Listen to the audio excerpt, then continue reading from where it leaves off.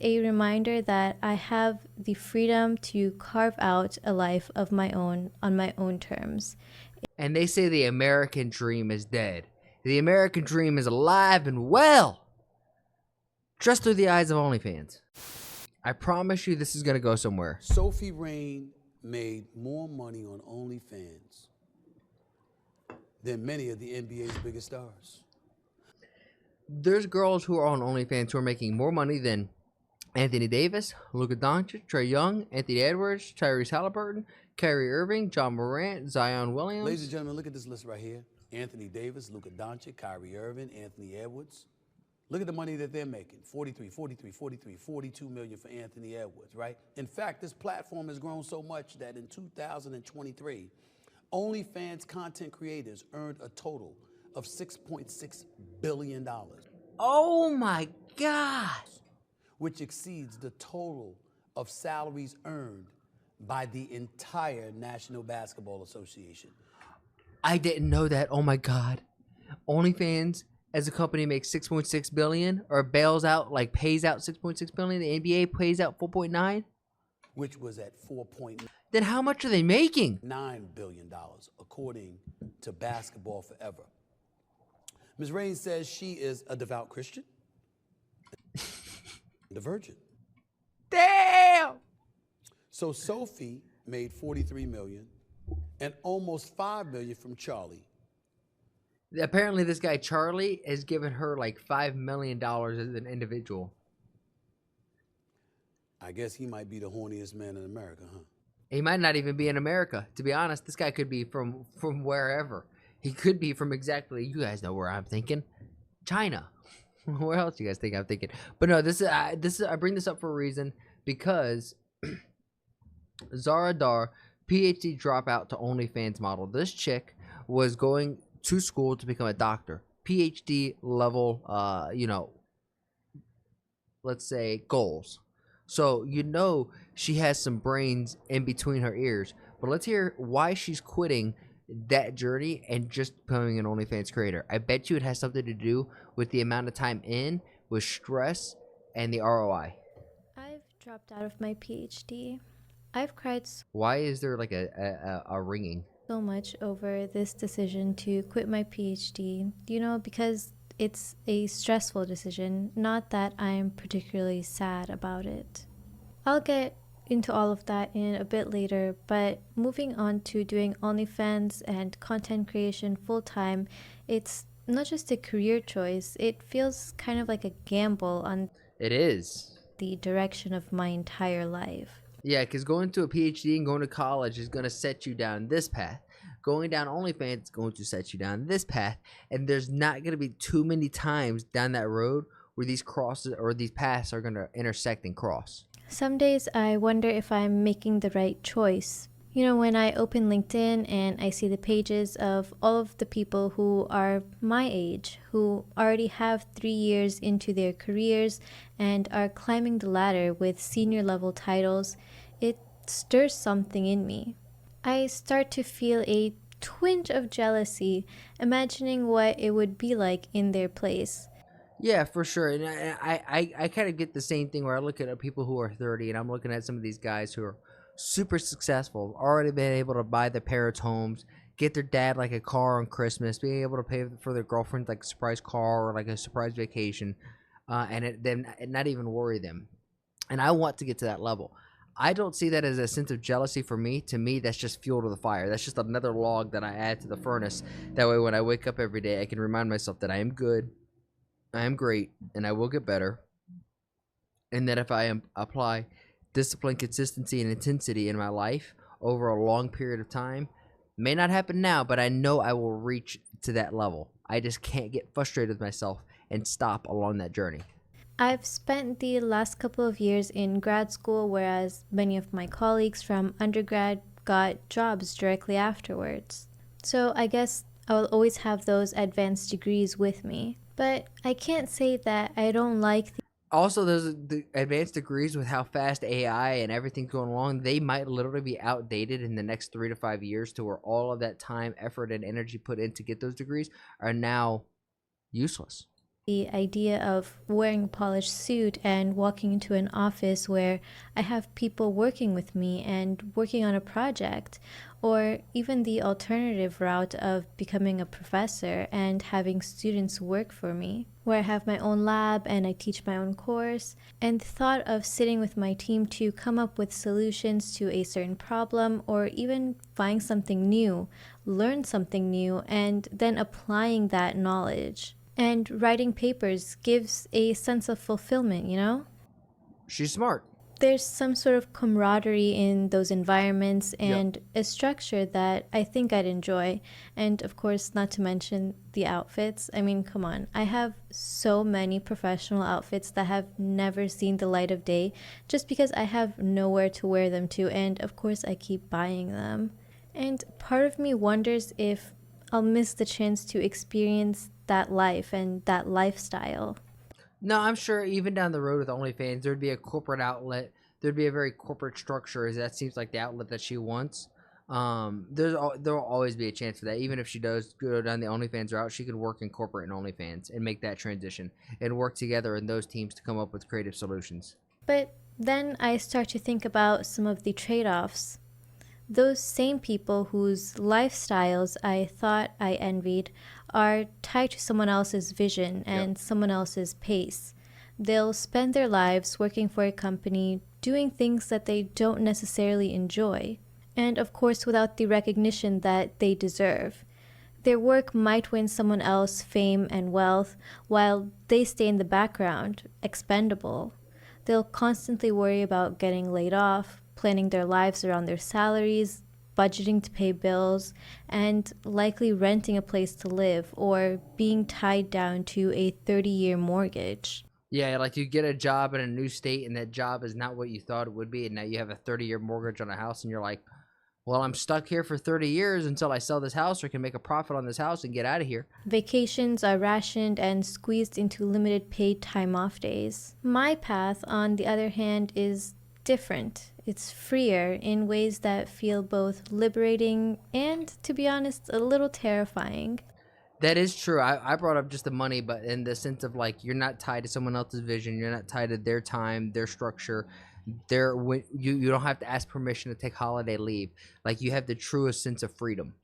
I'm no longer bound by the expectations of an academic institution or the constraints of a corporate office. I can comfortably wake up each day and decide what I want to learn, diving into topics that genuinely interest me and not just those deemed important by a funding agency or a company's bottom line. And when it comes to research, See, how many subscribers does she have? 121K? Yeah, she should be able to self-sustain herself on this YouTube channel alone, right? Like, she might not even need to do OnlyFans. She could just do, like, some skimpy outfits and maybe not go full crazy on the OnlyFans and still make a good amount of revenue. I'm no longer bound by the pressure to publish for the sake of tenure or grant applications. I can write papers independently, not because I need to meet a quota, but because I genuinely want to contribute to something. Everything that I create will reflect my own ideas, my own creativity, and my own ambitions. And of course, the best part is that everything I build will be entirely my own. I'm not contributing to someone else's legacy or bottom line. I'm building my own brand and my own future. That's exactly what I kind of see with this channel and the other ventures that I have going on. It's like I'm building myself as an individual, as a brand. And one thing that I've learned from all these like self-help books is but these like improvement books is like to get different streams of revenue and not to put all your eggs in one basket. Because when you put all your eggs into one basket, that's a much bigger risk than being able to delegate a couple different baskets. Now, you don't want to spread yourself too thin, but having a couple different baskets that you know you can consistently earn each month from, it feels liberating, especially if one starts to slow down, you have 3 or 4 others to rely on. And all of the effort that I put directly benefits me. The rewards are mine to enjoy. For example, although my OnlyFans has been a side project while I pursued my PhD, I've been able to make over $1 million.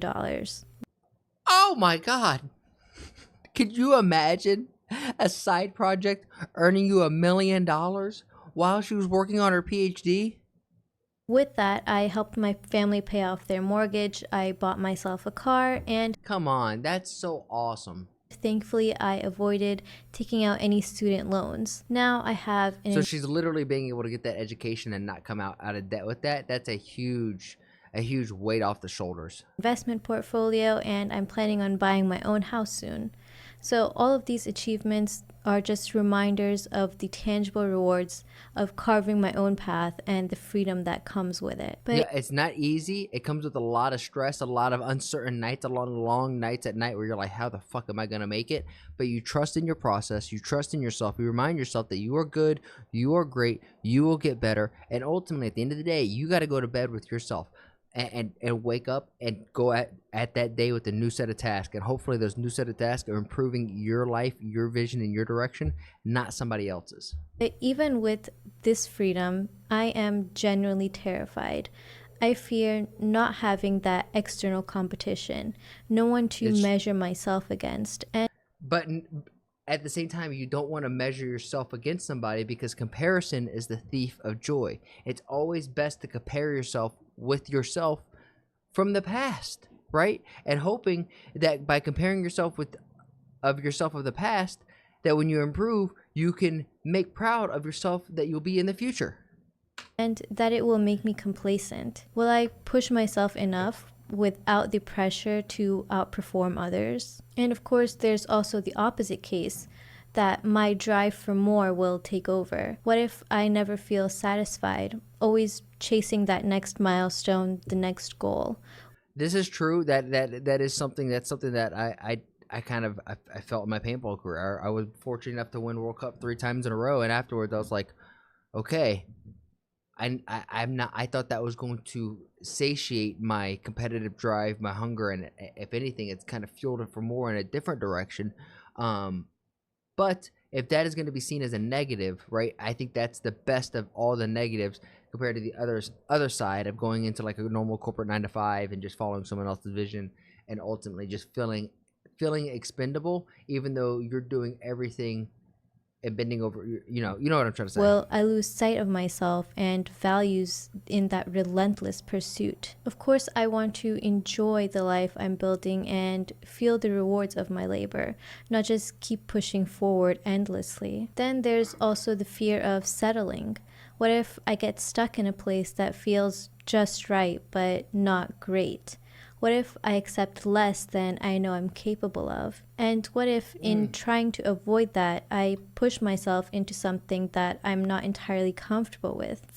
Man, isn't that like I say most humans live quiet lives of desperation, and it's because they've gotten to a place where they're comfortable, where they feel like they're capable, but they know they've settled, but they know they're capable of more. Well, most people are in that, and if you know you're capable of more, be more, do more, be great, do great things, believe in yourself.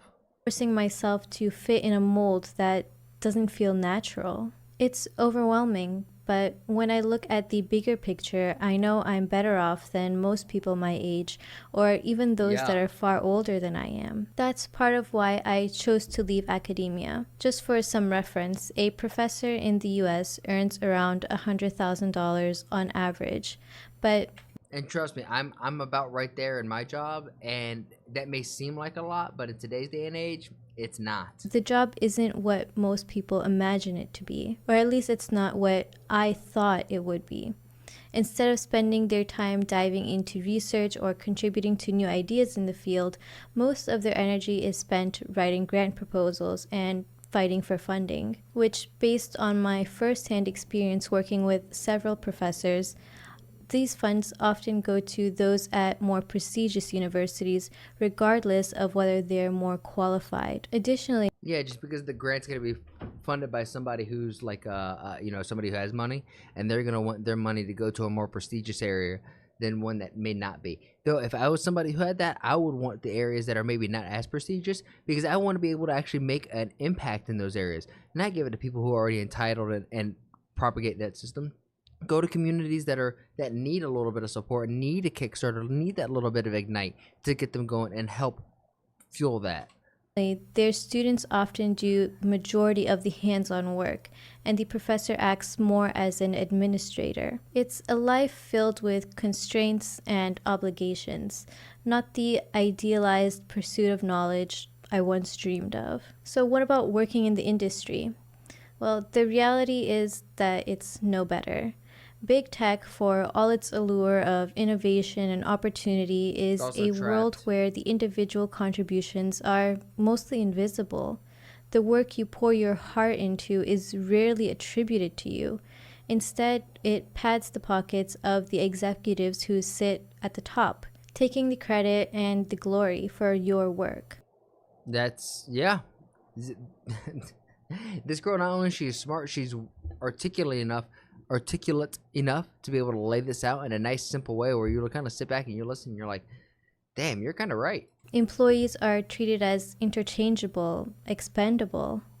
Every job comes with that silent anxiety of layoffs, Yeah. the knowledge that your position is only as secure as the next quarterly earnings report. It's That is the true one. Is that everybody, especially like I'm in sales, like your job is never secure, and if you're not performing, you can be put out, even though you're doing everything that you need to be, just on an Excel spreadsheet compared to others. If you're not, if you're seen as an outlier, doesn't matter about the circumstances. They're just like, yo, we need to fix this outlier. What's the name next to it? Okay, let's change the name and see if that fixes it. And you're like, changing the name here isn't gonna fix anything. Go back and like talk to that individual and see what's going on.